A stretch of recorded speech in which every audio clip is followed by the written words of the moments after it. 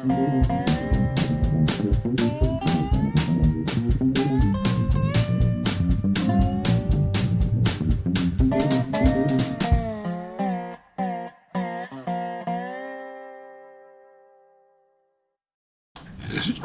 Monk, Prairie Monk, WAFT Champaign, 90.1 on your FM dial. And Dave on the board. Today is Sunday, June the 9th, 2019, and this is the Prairie Monk program, WEFT's weekly look at rails, trails, greenways, whatever stuff has been growing out there the last week.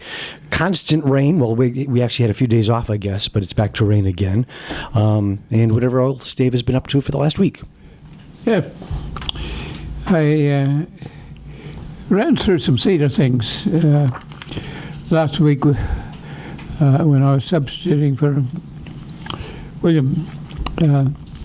I thought I'd do it again. In the Nixon era, there was funding for community development.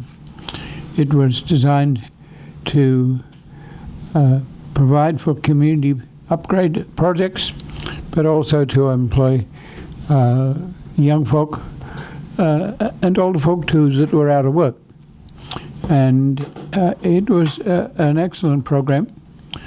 Non-profit agencies like our own at the time, Educational Resources and Environmental Science, like other agencies, had to present to the community a project and to the city or municipality involved. And that was a bringing together event in the first place, just to have to present a topic, whether it be prairie or whether it be a Black History mural or a landfill restoration.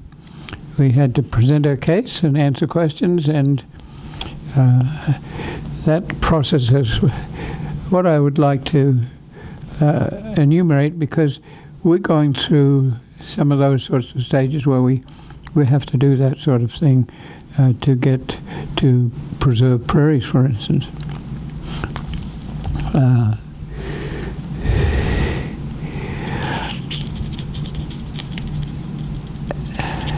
I'll concentrate on a Black History mural. We had various projects. One was the Black History mural. One was landfill restoration, and one was the removal of a Greek Revival house. We also had employees that were Cedar employees that were our office and workshop staff. It took a while to figure out what we might do. First of all, we had to go to the community to ask their involvement. And most of our anticipated employees were going to be from the black community. That meant we had to be there with the community and do something that they appreciated and something that wouldn't be rambunctious and be removed. We also had to find a site and people that were supportive. The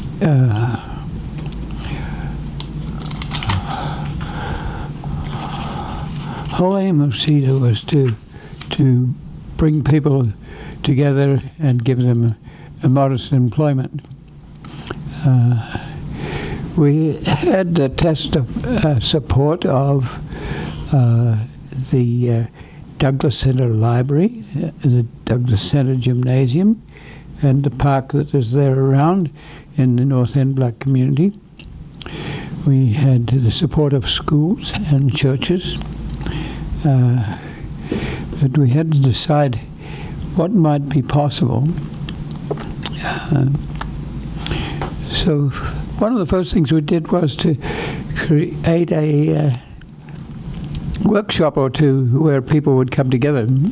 And one of the potential leaders was Eugene Britt, who knew about what we were doing with silkscreen printing, high contrast silkscreen printing. So we made a silkscreen of Eugene's profile, head and neck, and in that head we planted an image of a geodesic dome that was played upon by people in using the nearby Douglas Park, and that was kind of fun. And we printed that image in the Douglas Center gymnasium. From that, we began to gather leaders. We also had to ask what people would want to do, and some degree of uncertainty there. So we enlisted Mary Nash, who was employed by us again with the Cedar money, and she was a community activist, and Kathy Sender was a leader. She created a name for this, is a nurturing neighborhood awareness. And I can remember going to a quasi-political meeting arranged by Mary Nash, and we followed a political candidate who was being roasted, and we were turned out to be roasted too. So the questions were aggressive, and the talk speak over us was not understandable. But Lewis and Mary Nash soon stopped this and let the political team know that we were really there to trying to find a project that might be useful. So the tenor changed, and we had a good meeting. And so there were other people who were inclined to do things in the North End community that were very, very positive. There was the Matthews family. The Matthews family owned the retired Lawhead School, and they were activists, and Henry was always asking the city questions or testing the city. His wife, Ava, was a leader of the North End Honeytut Dancers, but that was only one of the many things she did. Roy Williams was a activist. I can remember we had a meeting at Parkland College regarding this topic, and Roy arrived with an entourage of supporters. One of the things they did was to go around and plant gardens for people in the North End community. Lewis Hunley was a World War II soldier, and he had a master's degree in landscape architecture, and later we would have him work on a landfill restoration where the landfill had been retired. Kathy Sender was the organizer, and she invited a prominent mural artist from Chicago to come and talk to us about what we might do. it had eventually been decided that a Black History mural would be appropriate, and we had the luck to have a prominent family with a heritage in the North End, Angela Rivers, who could be the artist for such a project. But Rogovan wanted to remind us that one of the first constructs of a mural is that you have to have a substantial wall, and it has to be primed so that it would last for many years. There also was some diplomacy about this. There are muralists, you see them on railroad cars, that just arrive and do their thing and disappear before they're even noticed. That was not about to be what we would do. So we listened to Rogovan in community church at Bethel AME, and gradually developed the concept of a mural. But then we had to have a cooperative agency that would have a wall that was probably about 60 feet long and 20 feet deep that would take a mural. And we had to look at things like were there going to be toilets nearby, or how would the population of people that we were employing, how would they interact with the owner of the building? So we had to have a generous owner that was nearby churches. And the churches were somewhat political. The school board or the schools nearby were interested. The churches were helpful. So one way or another, we got a lot of support. Lucy Gray across the road had, she and her husband had accommodated black students in the day when they could not be on campus after dark. There was just a lot of people involved.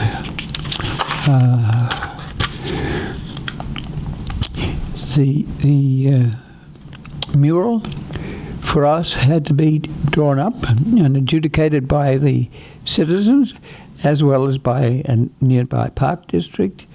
There's a little park nearby the place that we had selected.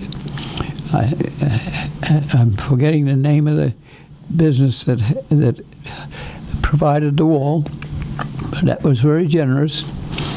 And you couldn't have a mural that had some outrageous political statement or a phallic symbol or something like that that would require its removal. Rogovan was saying that. And so there were various levels of involvement. Kathy was the director of the Nurturing Neighborhood Awareness, and she had 3 Black End supporters, Eugene Britt, Benny Drake, and Mitchell, and I forget his first name.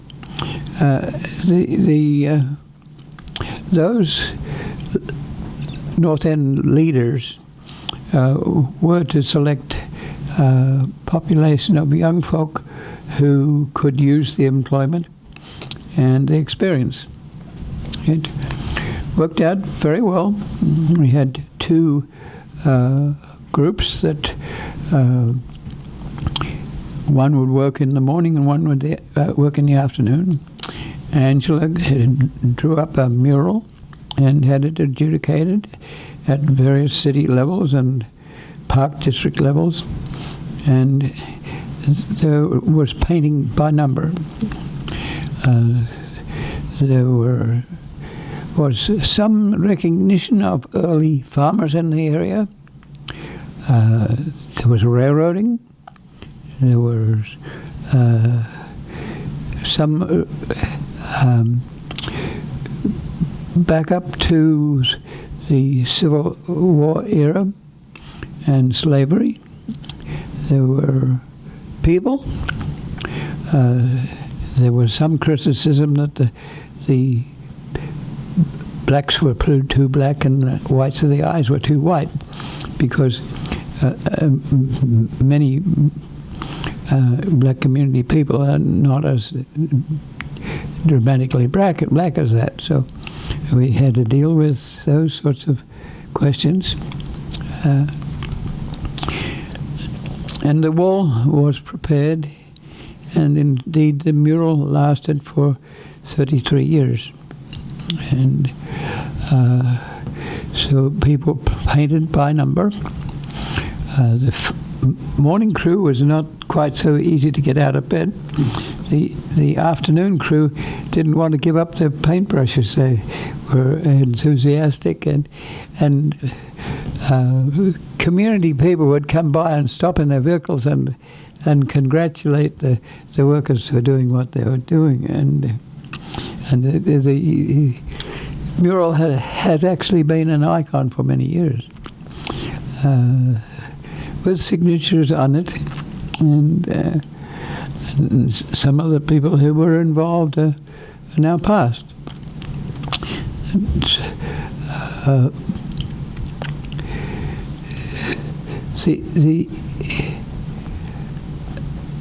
The interesting part of this was that the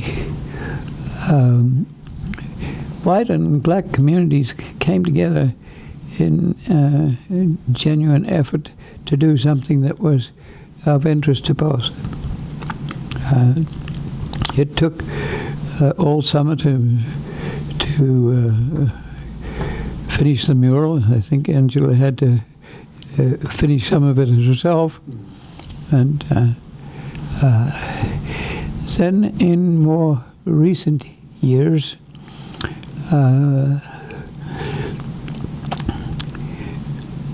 that when the mural was breaking down, there was a question of whether it should be removed.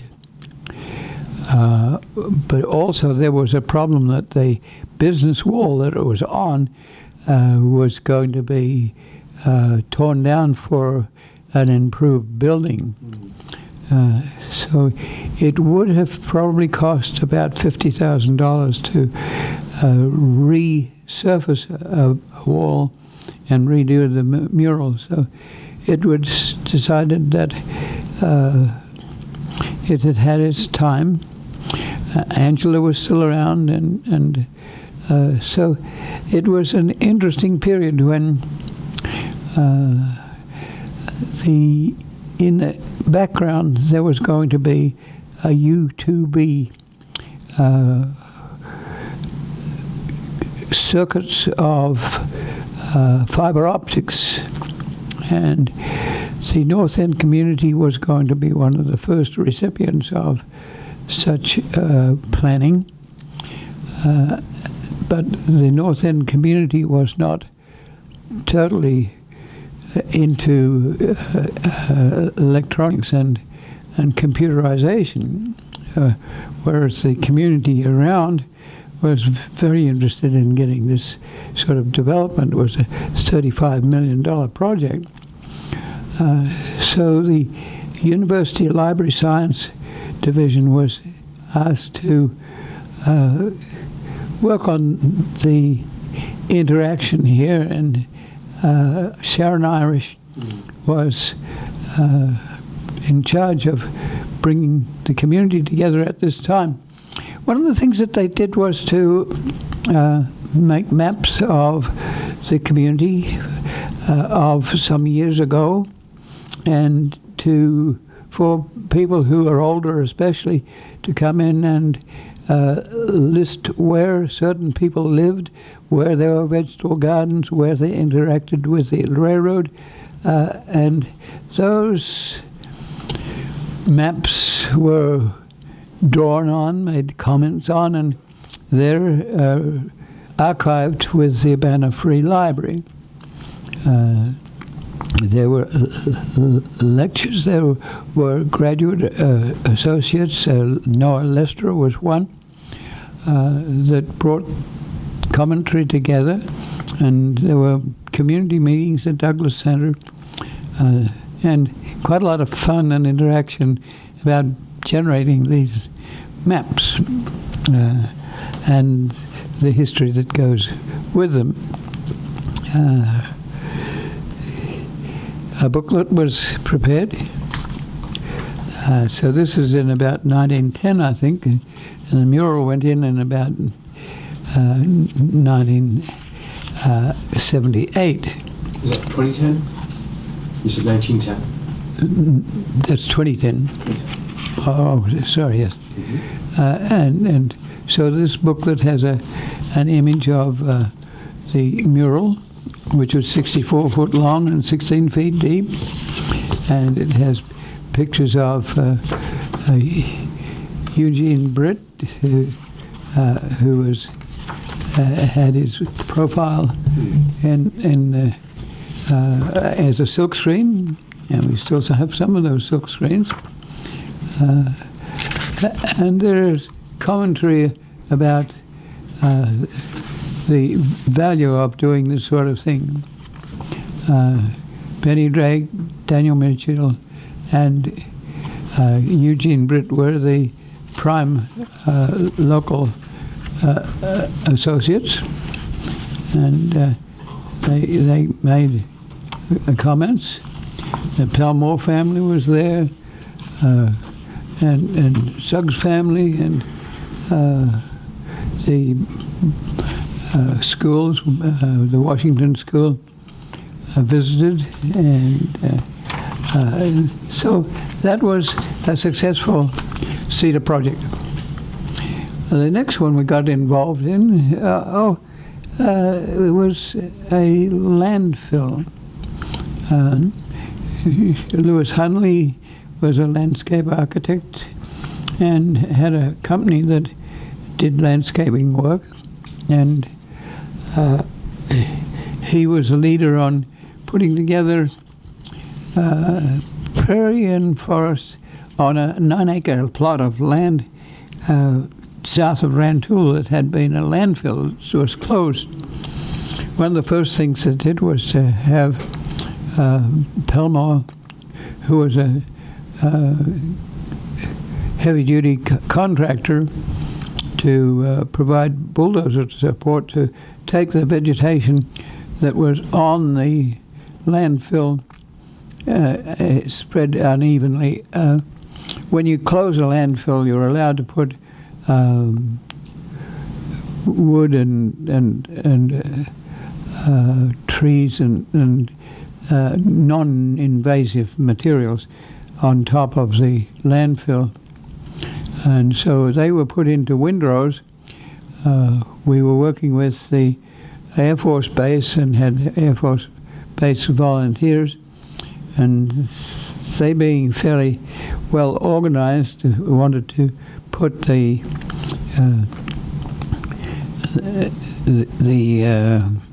windrows into corridors that could be burned.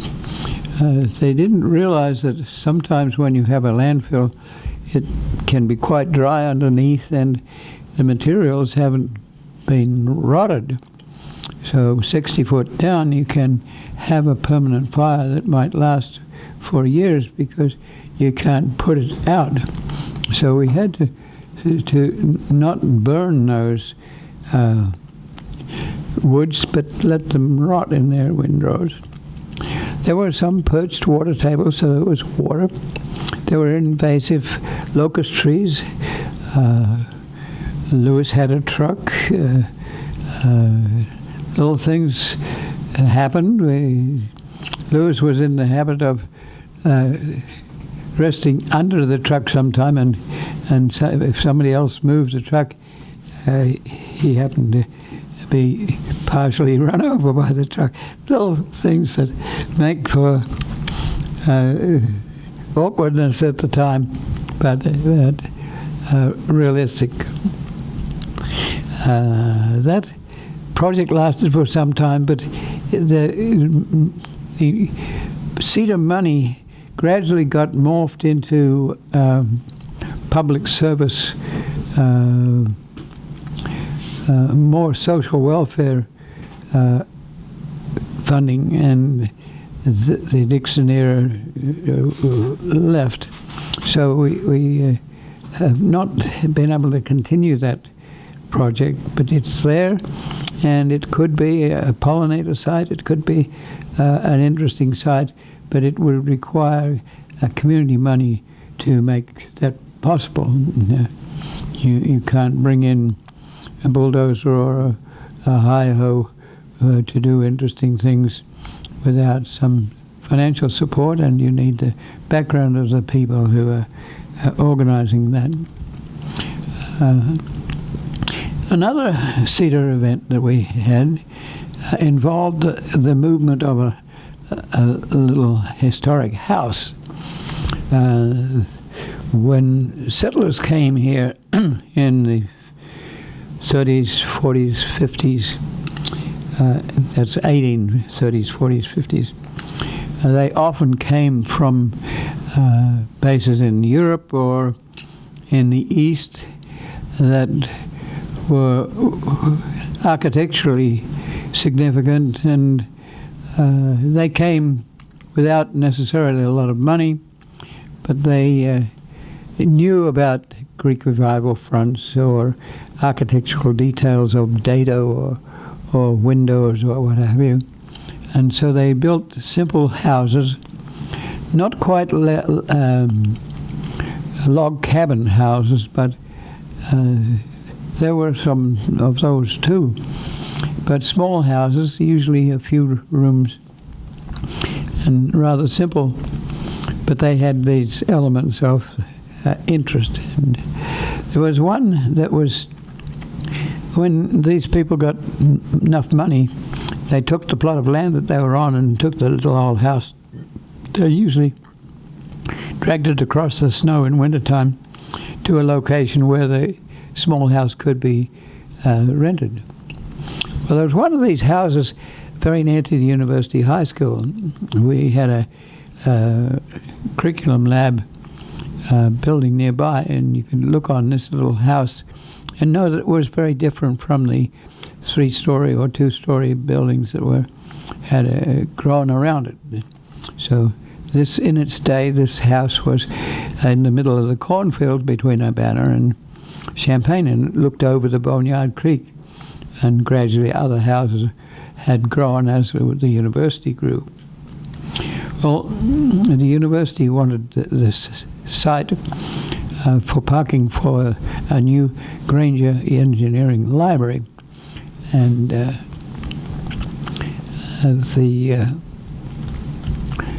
the house was in jeopardy. It had been owned by a saw sharpener, so there's a little sign outside that says saw sharpening, and there's a little a side building where that activity was going on. There was a toilet in the southeast corner, and that was a pit toilet, and in its day we are aware that when crockery is broken or something like that is destroyed, it's not totally destroyed. It often is put down the toilet as a safe place for it to be. So we worked with education too, and did digs on the toilet area and begged the university to not destroy the building, but to functionally reuse it. We went to the Champaign Park District. They were developing a small toy farm, and they wanted a building to go with it. But this building was not the strongest. It wouldn't handle a war cry of half a dozen young folk being active, so that didn't work. But the Historic Museum on University decided that this would be an interesting project, and the Urbana Park District provided space on a retired Busey Leal Park on University Avenue. Eventually, we had Ginsel from Buckley, who was a house mover, and he had tugs that were engineered up so that they could pull a house very gently. The house was lifted up on jacks. I-beams were placed underneath, and then under the I-beams there were Air Force type wheels were put under the I-beams, and that house was gradually towed away. It was a simple house. It had 4 rooms around a central lounge room, and the central lounge room had originally had a hole in the lounge room for a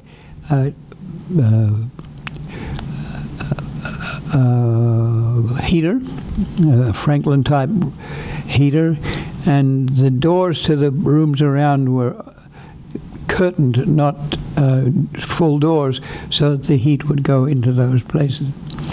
We were wanting to consider whether we would take an addition. The family it occupied had added space, and the question was, is this original enough to take?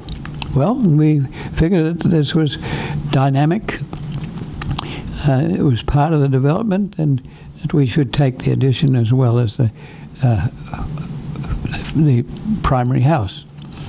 And all of this was gradually moved along Springfield Avenue to Wright Street, onto University Avenue, and the house was placed on an already established foundation. The foundations were put in so that the central core was still intact. That facilitated the tows for moving across the level and placing the building on the basement surround. Later, the materials would be moved out.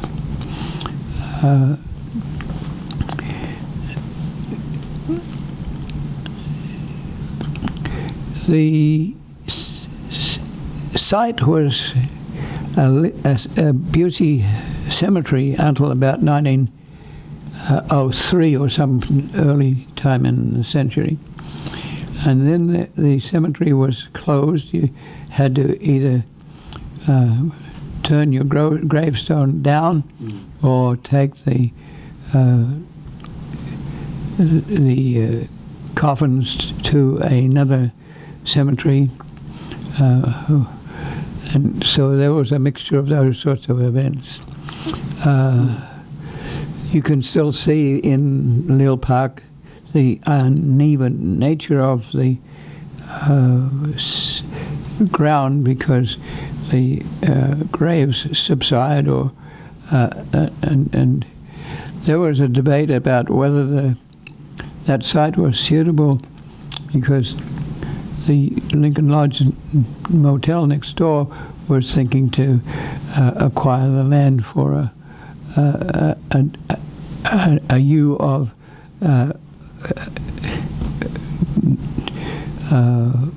an extended motel. So we had to get over those sorts of debates. When we started to take the soil out from underneath the building, we encountered bones. So that cemetery was thought to have 2 Indian burials there, and it is illegal to disturb an Indian grave. So we had to enlist the coroner and archaeologists to do a formal archaeological dig with brushes and care, and it was established that the graves that we had encountered was a Caucasian grave with a shroud and coffin. So it was not an Indian burial. The bones had to go to another cemetery or be stored within the University Archaeological Services. We chose the latter, and so if you want to visit those bones, you can, but you have to have a good reason for doing so. The house didn't ever have really a basement, but we put a basement there because we felt that this was a historic building that could be a visitor center, and I-beams were established under the building, which was kind of fragile, to allow for the headroom of a basement where you'd store historic materials.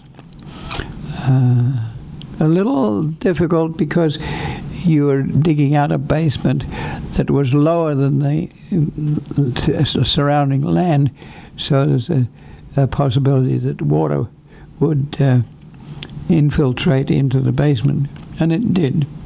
And so in recent years there has been an addition over the back entrance to the basement that prevents water from dropping off the roof and into the basement. The house has become the headquarters of the Banner Park District, and Cedar was involved because we had to prepare the building for occupancy,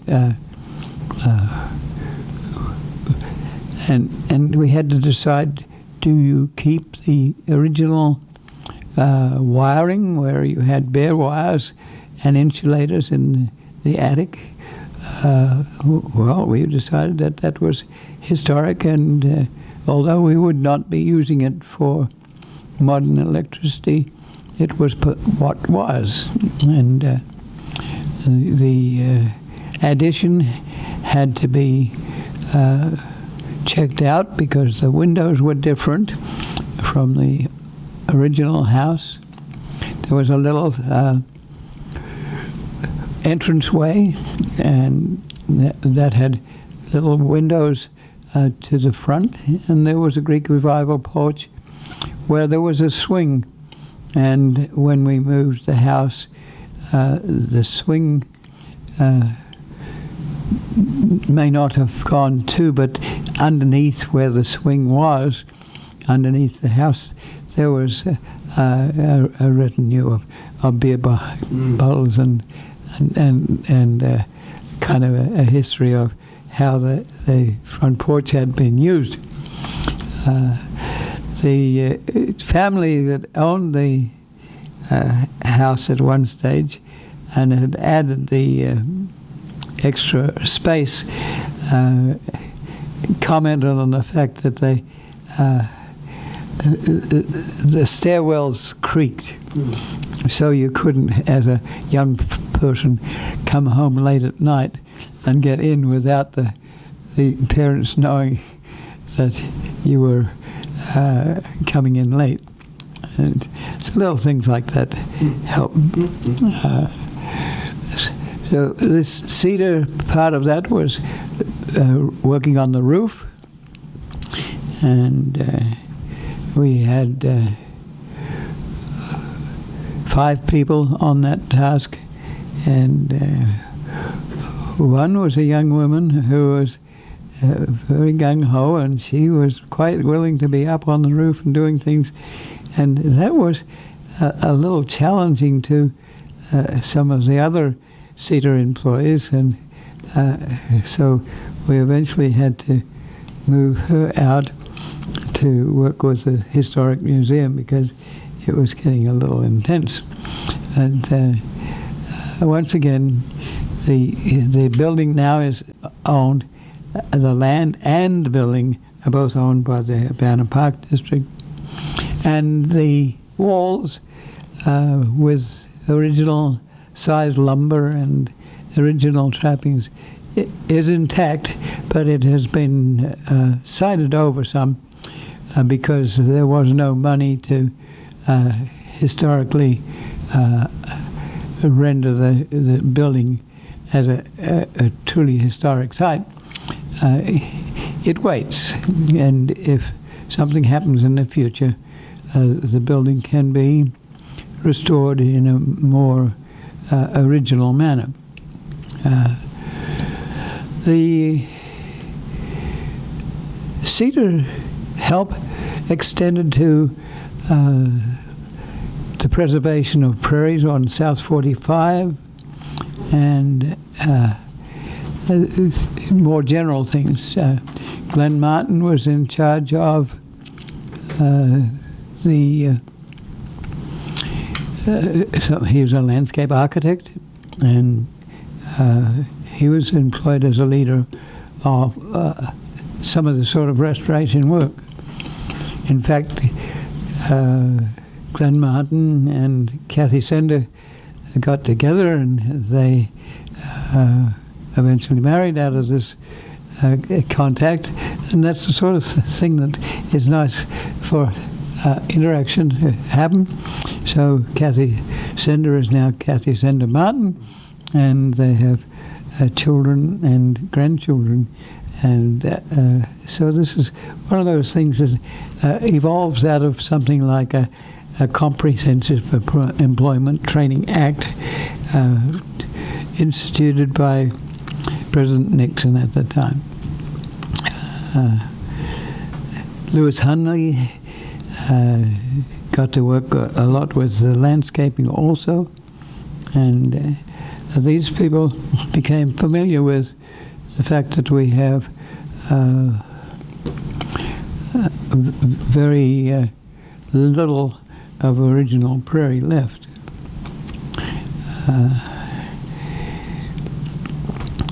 But that was an era that was very helpful. We're coming up with something, the same sort of thing at Rantoul. We have spoken many times of the 10 miles between Rantoul and Paxton, and we have to figure that we may be in a situation where we can do something about this. So I've been talking to people in Paxton, which is at the north end of this corridor, where you could take interested eco-tourists off 57 at Paxton and have them come down. That 10 miles. The 10 miles is intermittently loaded with prairie and prairie soils, and it has capacity to teach and let people know what our heritage ecosystem is. We would have to keep the vehicles on the modern 45, but nearby is an abandoned 45, which would be ideal for hiking and biking. We would need pull-offs or kiosks. Kiosk is a little stand that gives you an idea of what's going on, and it's cheaper than something like a visitor center that has to be manned or personed. And so we would have to have pull-offs. It's interesting that most of the traffic on 45 has gone to 57, so you're not involved with a highway that's really very active. This is gently active, and at the northern end, a high school is being retired, and it's slated for demolition. So I've been up there looking at this because it's a Joseph Royer High School, and it really is unique. Its brickwork is unique, and it's really tough to think about losing that high school. We are looking at functional reuse, and we're wondering if this could not be a center for organic gardening, for maintenance of the possible corridor, and alternative forms of education, perhaps some museum.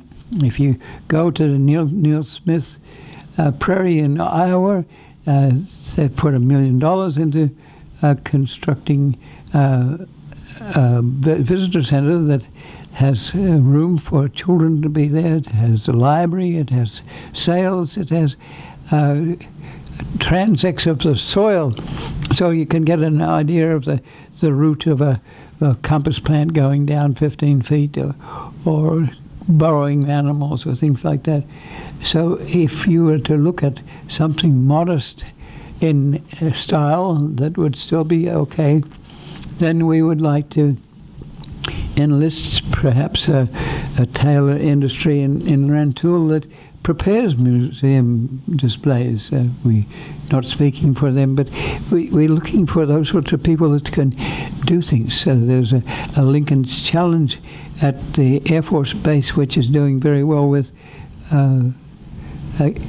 teenagers who have stepped off the straight and narrow path and being given an opportunity to do something different. So here we have 9 acres that we bought just north of a cemetery. The new Highway 45, new is like probably 30 or 40 years old, goes around the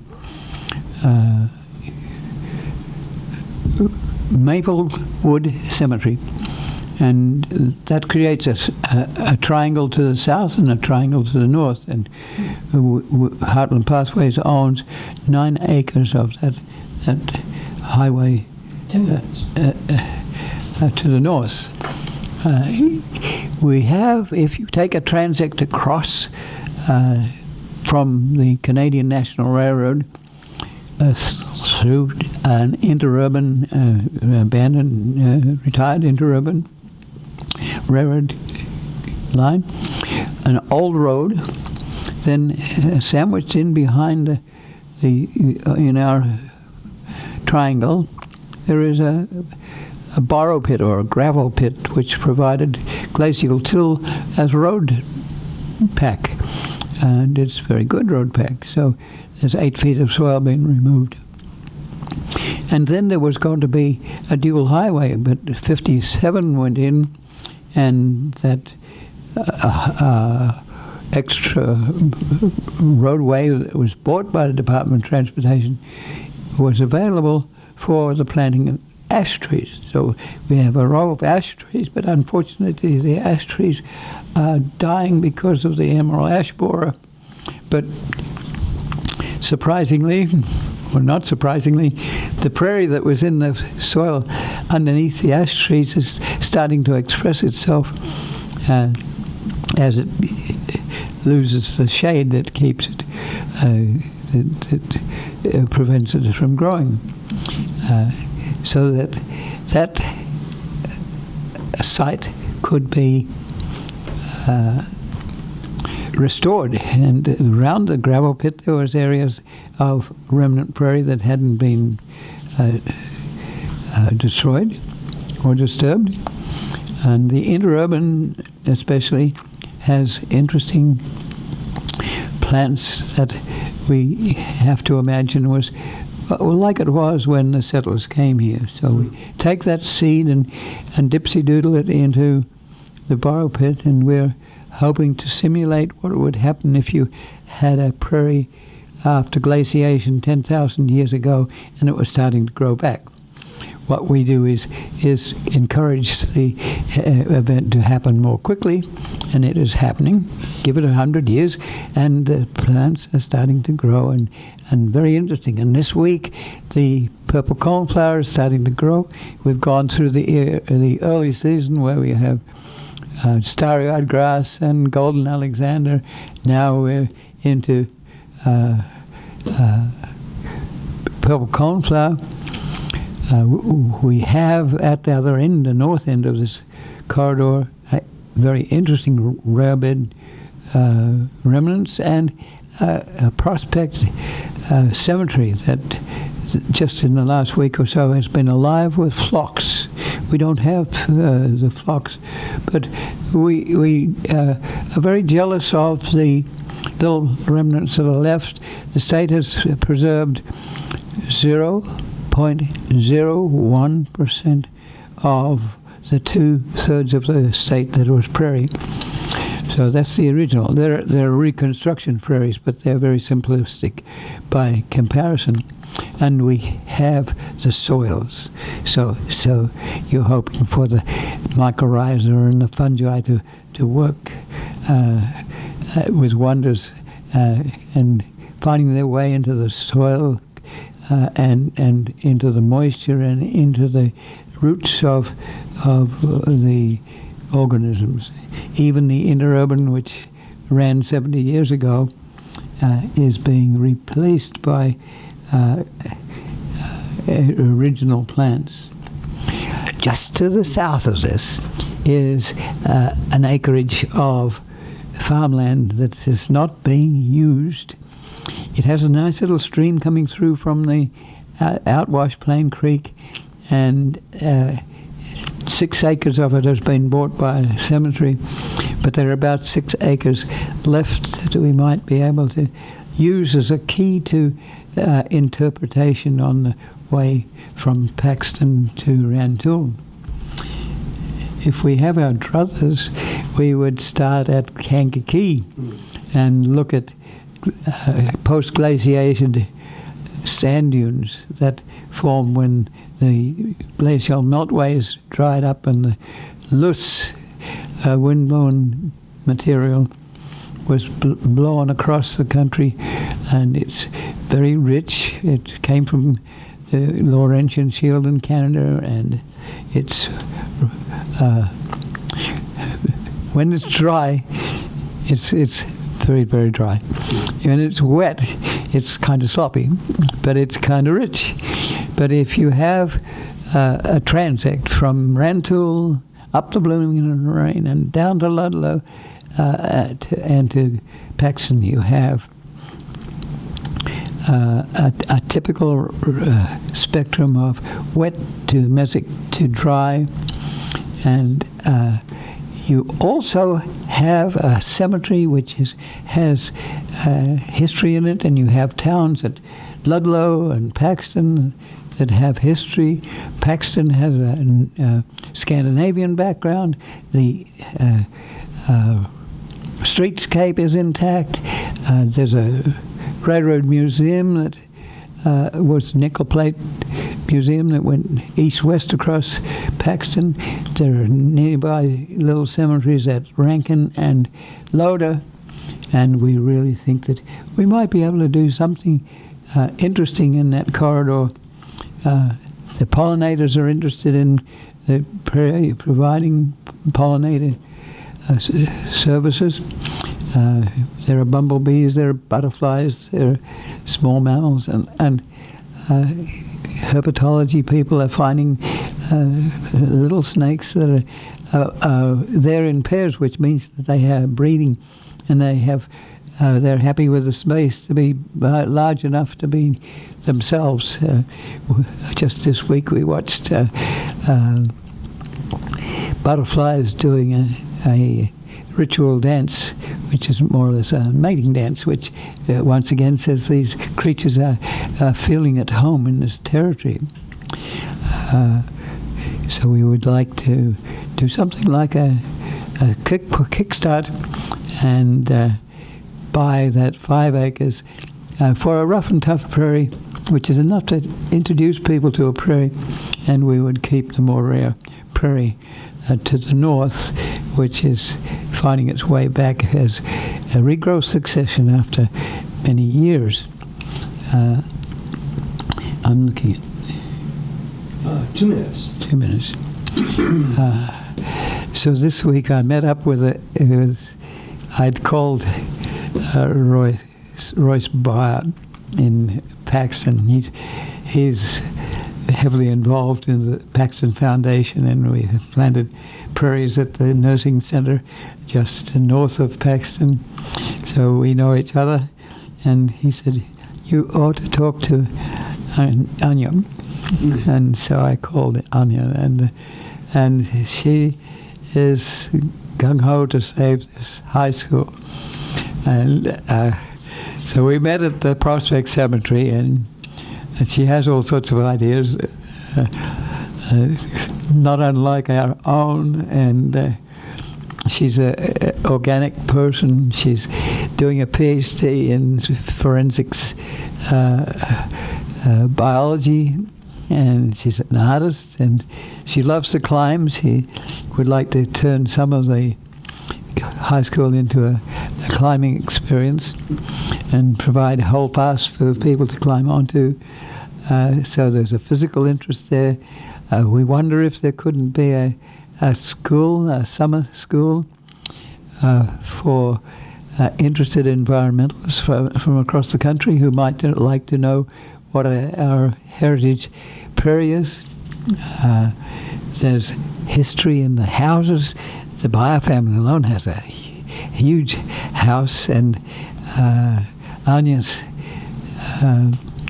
grandparents grew up as with a Norwegian background in this general area. So she belongs, and we're hoping that she and a bunch of others will work with the school board to delay the